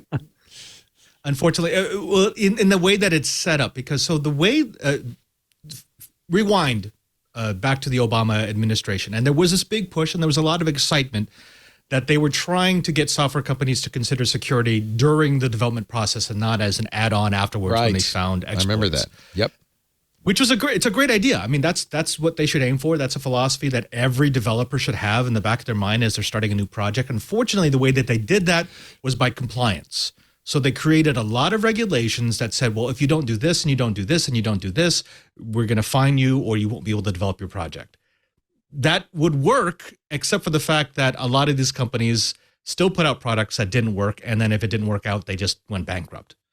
So what they're trying to do now, they're trying to say, okay, stop with the compliance. We're going to make it easier for you to develop, but we want to be in partnership. Yeah. So we can share with you the best practices. These are the things that other manufacturers and other vendors that have created solutions for us have run into. You should be considering them. So in that sense, I like it because it's not just saying build a secure project. It's build a secure project. Oh, and here are 10 things that you really should be designing in at the start. So better, maybe. I think you get more with the carrot than the stick in this particular circumstance. Yeah. And certainly we know our infrastructure, well, we just talked about LastPass. I mean, that's a private business, but our infrastructure is, in many cases, not very well defended and secured. I see you nodding, Lou. Yeah, I think the biggest thing is the fact that you have a lot of infrastructure being run on, the big 4 or 5 cloud service companies that are out there today. And I think one thing this will definitely do, and it did back in 2021 with the executive orders that came out, was it pushes these companies to think more about security, and they want to be compliant, just like Padre said. They want to be compliant. They want to keep their contracts. They want to keep getting new ones, and they want to keep maintaining that. And then, of course, that also trickles down to the to enterprise and to small medium businesses as well. And so I would say they're gonna want to be compliant. They're going to follow the rules, and they're going to try to do what's best. And but the interesting thing is you don't hear a lot about you hear a lot about a little bit of Google, Microsoft. You don't hear a lot about Amazon doing these things. You don't hear a lot about them following the executive order rules or whatever. They don't really publicize themselves as being like the super cyber secure infrastructure. But the reality is, my guess is they're definitely doing it under the covers. And I think it will definitely, everyone will follow suit, I think, at this point. Now, will everyone do it? Like the LastPasses of the world? That's the question. And maybe if they have regulation, they might. If they have fines, they might. Well, here's how the Biden administration seems to want to implement this. They said companies that make software must have the freedom to innovate, but, and this is Cyberscoop calls this the third rail of cybersecurity, but they must also be held liable when they fail to live up to the duty of care they owe consumers, businesses, or critical infrastructure providers. They want software. It's kind of amazing that they haven't been liable, but they want to make software makers liable for failures in cybersecurity, which opens them up, of course, to lawsuits and fines. And the industry is not too happy about that. But you take one look at LastPass, the potential danger of what happened in LastPass. If I'm sure it's used in government. I mean, I don't know what government uses for password managers, but I wouldn't be surprised to hear LastPass is in there. Certainly somebody is being used. Are they liable if they screw up like that? Sometimes it's not a screw up. Yeah, that's true too. That's true too. Here's a scenario. I'm running a startup, and I've got a service that a lot of people will really enjoy using. It gets very popular, but I find out that it's unsustainable. The amount of money that I have to put into the infrastructure will never be recovered. And so I have to start shutting down the business. At first, I start laying off people. Maybe security gets a bit less. I start having a couple of breaches. I lose trust. And now my company is dead. It's worthless, except for the customer information that I have. And I can sell that. That's not so good. How do you find me if my company no longer exists? Right. Brian Harrell, former Assistant Secretary for Infrastructure Protection at DHS, says exactly this. It's not possible to eliminate all defects, but right now there's little incentive beyond just general market reputation to invest in a dramatic reduction of cyber vulnerabilities. Companies aren't being incented to keep their stuff secure. And it's overall a risk too, because there's so much more stuff. There's so much more data. There's so much more there's so many more things we keep in our digital life, right? Like our phones contain our banking information and our pictures and all this stuff that's just so irreplaceable or damaging if it gets breached. And what is the incentive? If it's just like leave it up to the market to decide and you'll pick the most secure solution, well, that hasn't necessarily panned out. Because you don't even know if it's secure too, right? I mean, how do you know? Yeah. Until it gets breached. No. Yeah. Everything is secure until it isn't. So apparently this document basically says it's up to Congress. And of course, this is a very hot potato in Congress. Among the challenges, according to Cyberscoop, how to define the circumstances in which a company be held liable for vulnerable code. And of course, House of Representatives controlled by Republicans who are historically against any regulatory regime. So this may be frankly a political non-starter, but it's I don't know. Lou, where do you sit? Should companies be liable for the security of their software? I think one of the biggest things that I've really seen a shift in the enterprise and in all the different markets is GDPR. Like this has been something that has really been a huge, if you're a global company, you've shifted your processes and and how you handle data, and of course the European Data Protection Board is also part of this as well as how they regulate stuff. Like these have really pushed things in the right direction, I think. And I think you need some set of regulation and some, to be able to be fined and feel like you're going to hit rock bottom unless you go and follow these rules. And I think there needs to be some regulation there that helps manage that. Yeah. I mean, it's a shame that we sometimes, and it seems more and more, have to rely on Europe to make those rules because we don't have the political will to do so. Michael Daniels, CEO of Cyber Threat Alliance, said, I don't think we should just sort of throw up our hands and say Congress is dysfunctional and therefore we can't do anything. There are things where you need Congress to act. Mm-hmm. He says, do I have any illusions that it'll be simple or easy or fast? Of course not. But at least the White House is pushing for this, right? Historically, though, the software industry has not been a fan of liability reform. Victoria Espinel, president and CEO of the Business Software Alliance, our good friends at the BSA, said the document is thoughtful, but and makers of enterprise software take seriously their responsibilities to customers and the public. But we look forward to working with the administration to advance shared priorities that will produce the greatest benefit. I don't think the BSA is really all full behind this. I'm sure their member companies are saying that's a burden. We don't want to be on the hook. I mean, start with small steps. Something that the EU did back in 2018 was they gave this grace period for the reporting of breaches. If you report a breach within 72 hours of you knowing that there's a breach, then you're basically covered.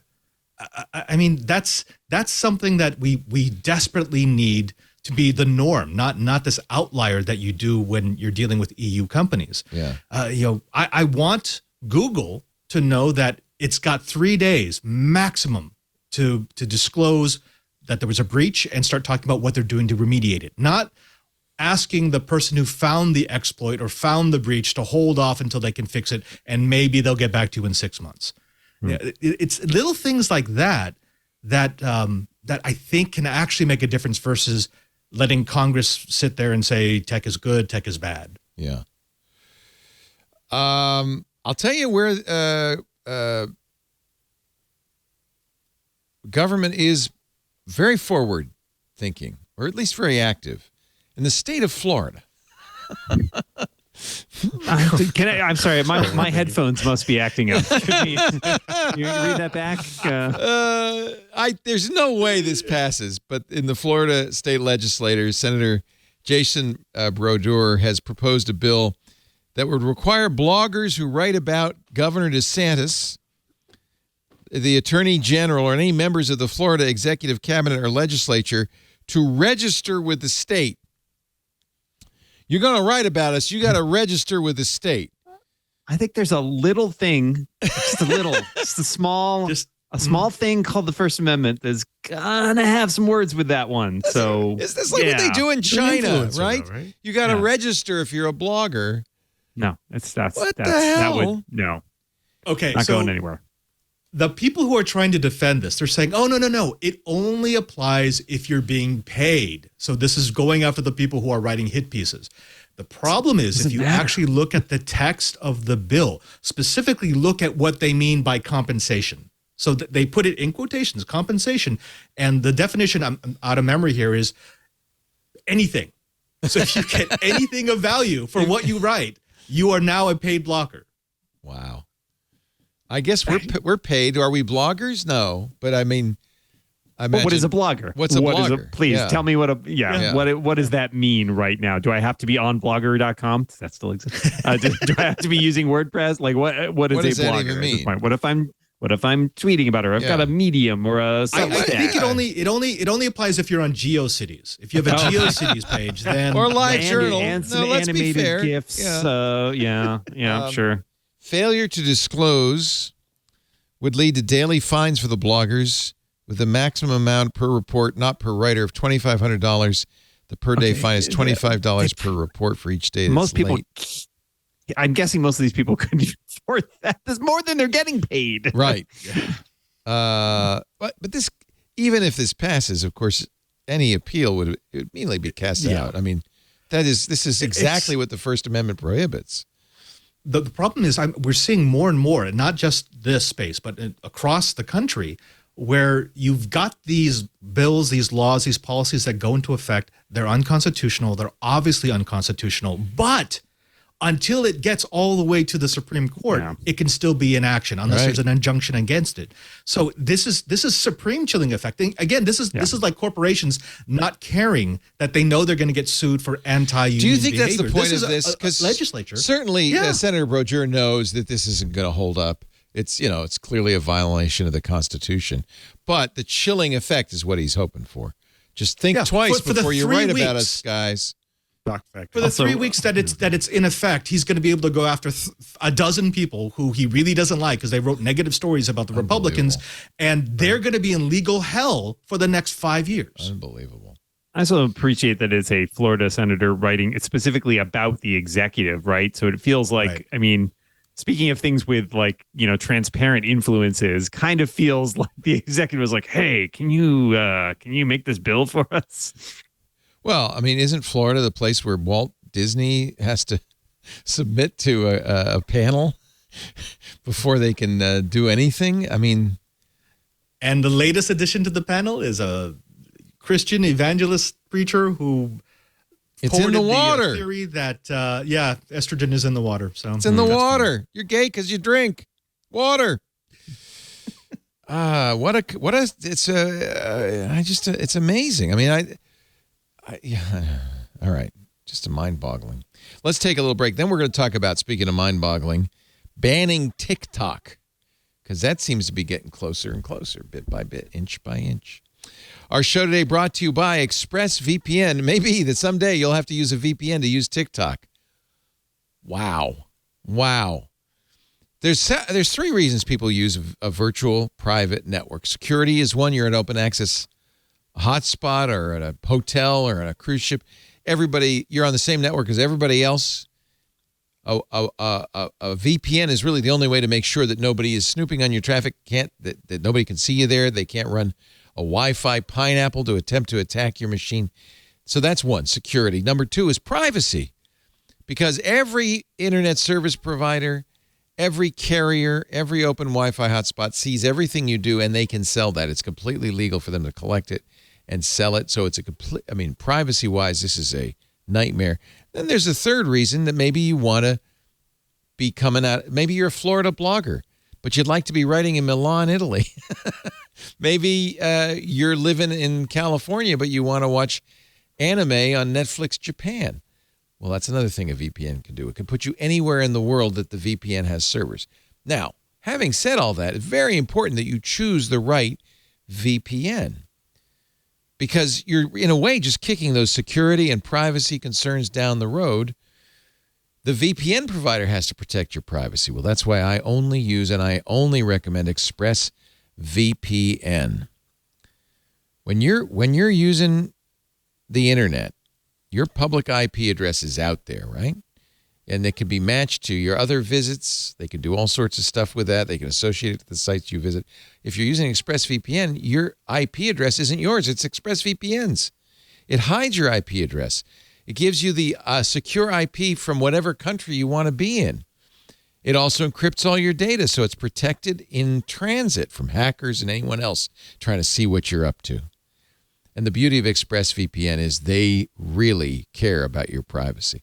ExpressVPN's trusted server technology, they invented it, runs in RAM, sandboxed, so it cannot keep track of your visit. And as soon as you close the VPN server, it's gone with no trace of your visit. And we know this because there are countries where they have no-knock warrants. They don't even have warrants in some cases. They just burst in, take the server, and every time that's happened to ExpressVPN, there's nothing on that server. ExpressVPN doesn't keep track of you. They go to the extent of using a secure special distribution of Debian that wipes the drive every time, every day. It starts fresh. It's pretty amazing. They go the extra mile. You read the privacy policy, you read about trusted server, and you can believe it because they undergo independent third-party security audits on a regular basis that say, yep, they do what they say they're going to do. That works the way they say it does. I'll tell you, I love ExpressVPN. You will too. ExpressVPN.com/twit. Put it on your Mac, your PC, your Linux box, on your Android or iOS. You can even sell routers. You put it on the routers, or runs on a variety of routers, one that you might have already. ExpressVPN.com/twit. Twit. Protect your data with the #1 rated VPN provider today. And by the way, it's so easy to use. I got on my phone and pressed the button. Boom, I'm protected. Visit expressvpn.com/twit. In fact, right now, if you go there, you get 3 months free on a 1-year package. expressvpn.com/twit. expressvpn.com/twit. We thank them so much for their support. We thank them for a great service I've been using for years. I encourage you to try it, but if you do, please use that address so they know you saw it here. expressvpn.com/twit. We had a very fun week this week on Twit, but you know what? I don't have to tell you about it because we've made this little mini movie for you to enjoy. Watch. Today, I'm joined by my man, Mr. Sam Abu-Samit. You all know him as the car guy, as Mr. Laporte likes to say. His reverb mic. It says, I worked on my car for years, but now they're too complicated. What's the deal with that? Does it make it better having all of these chips and all of these computers? Let me phrase the answer as a question. Do you miss flooded carburetors on cold winter mornings and vapor lock on hot, humid summer days? Okay, you got me. All right. Previously on Twit. Triangulation. He is often called the father of modern genomics, Dr. George Church. If you could live forever, would you want to live forever?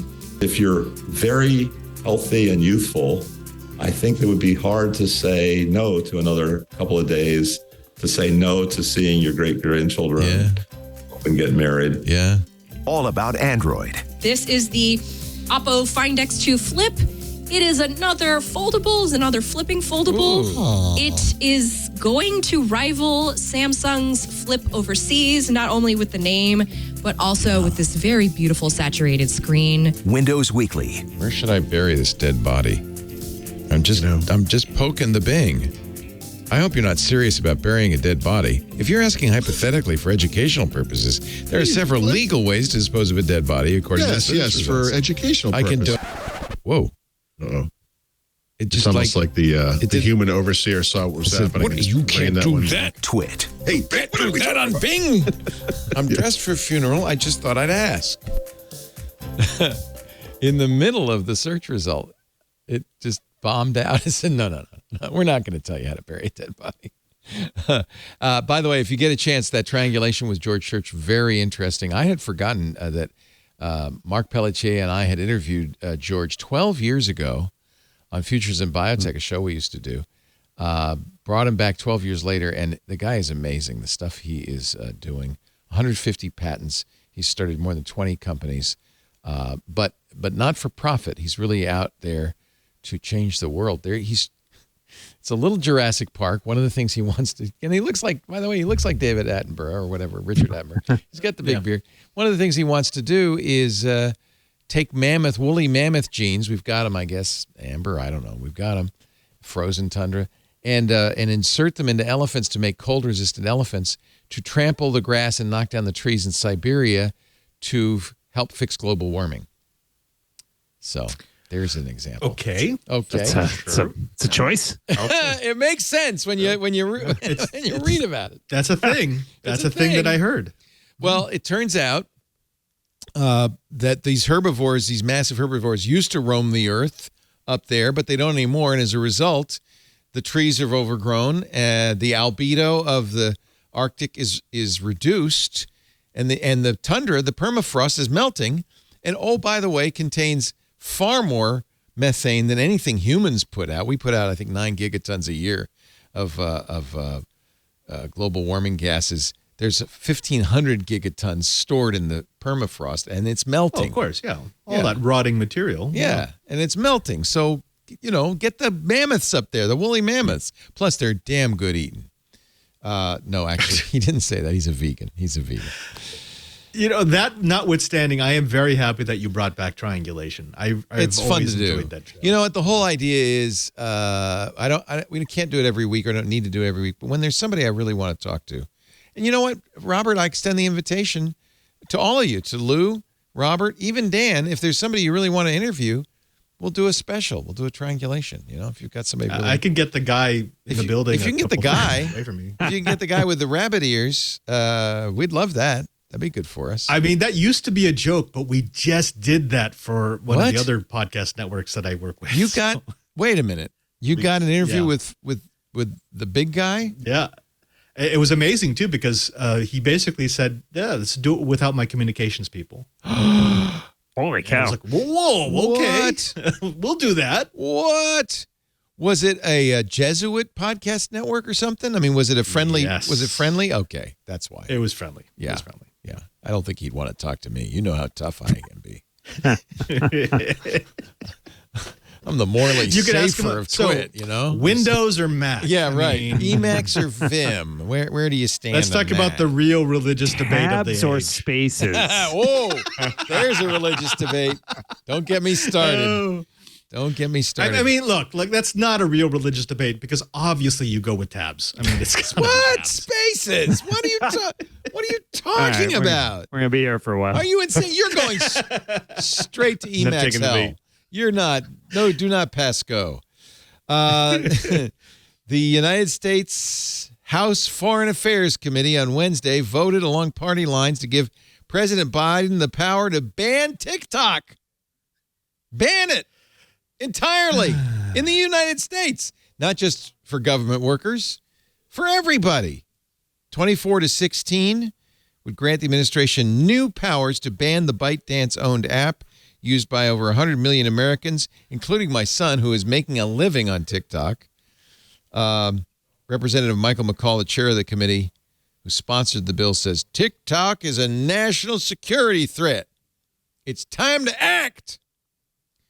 Anyone with TikTok downloaded on their device is giving the Chinese Communist Party a backdoor to all their personal information. It's a spy balloon into their phone. Oh Lord. We're going timely. Oh, Lord. 100% absolutely true. Let me tweet about that on this Huawei phone from China. I'm sure they'll fix it. It's ironic because often the people, including the FCC commissioner said TikTok should be banned, who say this are people who also said to the nation's telecom companies, take all the info you want. Sell it to data brokers. Go right ahead. In fact, as some have pointed out, if the Chinese really wanted to know about us, all they'd have to do is go to those data brokers and buy the information. It's all out there. Right. But no, they don't. They're not interested. So I should look. I'm gonna zip it. Obviously, I have a dog in this hunt. I should recuse it. Although my son is smart, he's moved to Instagram pretty much. Another privacy protecting group. You might.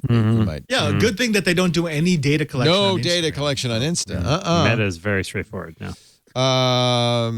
What do you think? Dan Moren. What do you think? Well, two things can be true simultaneously, right? Is this performative? Totally. But as Robert said, it's also true that it's a national security risk, right? Like both of these things are true at the same time. And it's certainly true that there are plenty of other companies, including American-based companies, that are just as bad with our data or are willing to sell it or let it be compromised. All of that is true. So it seems weird to single out TikTok. That feels very much, national security theater.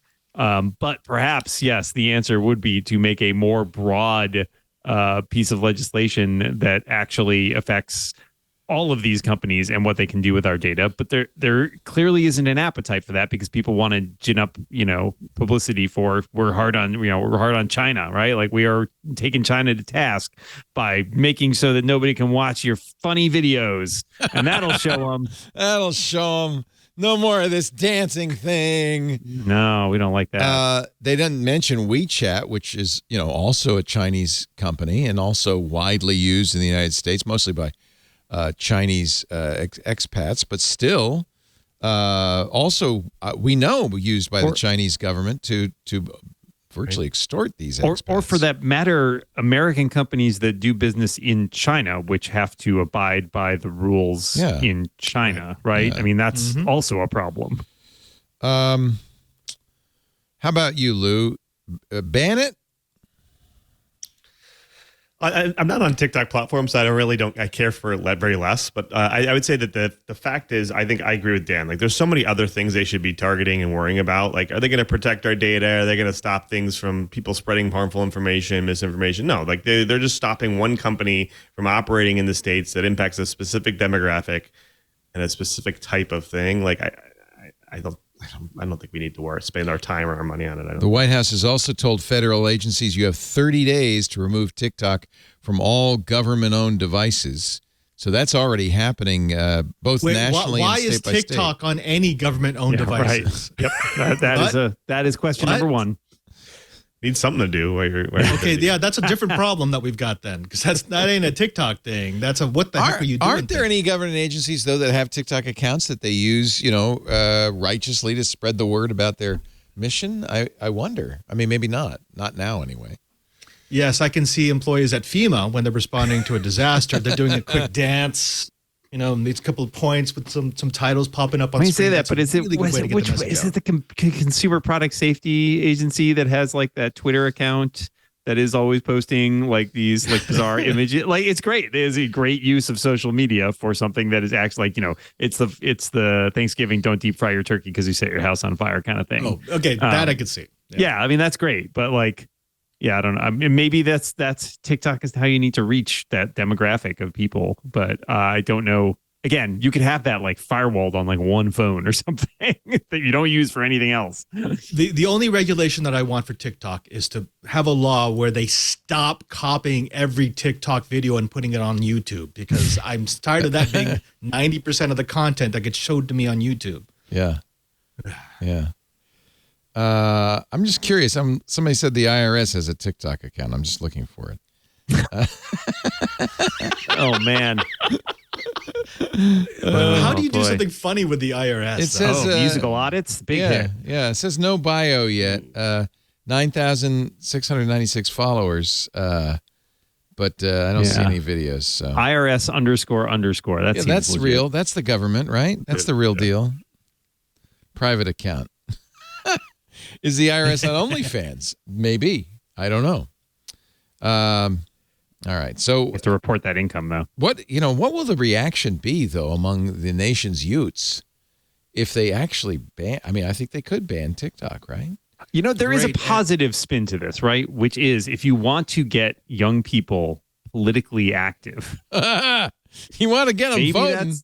Take away their TikTok. That's the way to do it. Yeah. There has been circulating, it's all over Twitter, it's everywhere, a graph of young women mental health. And what's interesting is that this survey, it's a national survey of mental health, shows this big jump in mental health issues among young women in 2011. I mean, like a big jump. And more people I see are kind of jumping to the conclusion that, oh yeah, social media.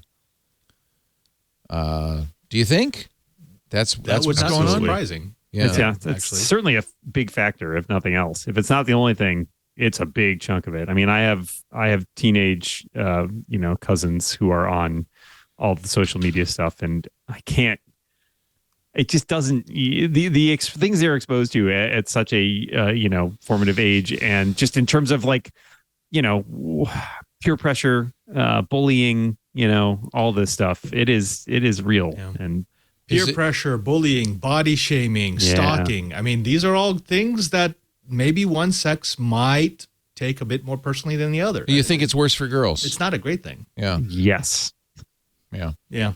100%. I don't think anyone's going to take their safety as a small thing. I mean, there's some really sick people in social media who are using social media to go after women, and I mean it's not just the big names, it's not just the Tates, it's people who realize that they have power that we would probably prefer they not have. Yeah, and it's also the more insidious, less overt stuff, right? It's the likes and the trying to see all your friends posting the perfect videos and trying to live up to that, and it's sort of the keeping up with the Joneses aspect of like having to constantly present a performative outward experience. I mean, I think those aspects are not new, but they're amplified, right? I mean, it used to be 30 years ago, you had your cliques at school and you try to impress the cool kids maybe or something, or you try to, build yourself up, or you had to deal with peer pressure. But now it's like anybody anywhere could influence you in that way, or to, you're exposed to people from all over. And it's just, it's made it that much more of a problem. Well, maybe they'll ban TikTok and everything will be right with the world. That's all I can say. When I step away from social media every once in a while, I do like these month-long step-aways. Do you?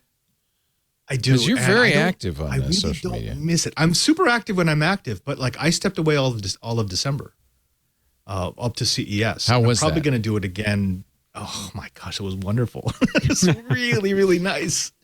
And it gives you perspective of, wow, I'm a lot happier. I'm less anxious. I don't argue over stuff I really don't care about.